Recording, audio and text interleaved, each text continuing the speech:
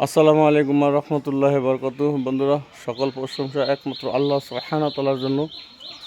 গ্রামের বাড়ি আসছি, আসলে গরম লাগতেছে, এই কারণে পাঞ্জাবিটা খুলে রাখছি, গায়ে একটা গেঞ্জি আছে।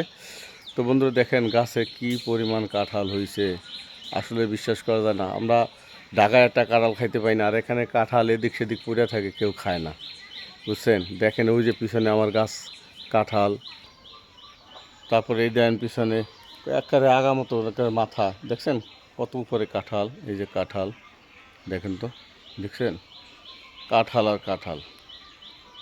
দেশে কেউ কাঁঠালের দাম বলে না, একটা কাঁঠাল 10 টাকা 20 টাকা এগুলি দাম বলে, অথচ এটা কাঁঠাল ঢাকায় কিনতে গেলে 400 থেকে 500 টাকা লাগবে। অনেক বড় কাঁঠাল, একটা কাঁঠালের ওজন প্রায় 15 কেজি, কোনোটা আছে 20 কেজি, কোনোটা আছে 10 কেজি, কোনোটা আছে 7 কেজি, এরকম ওয়েটের কাঁঠাল। এ হচ্ছে আর একটা গাছের কাঁঠাল, খালি কাঁঠাল আর কাঁঠাল, দেখার মতন, খুব রসালো।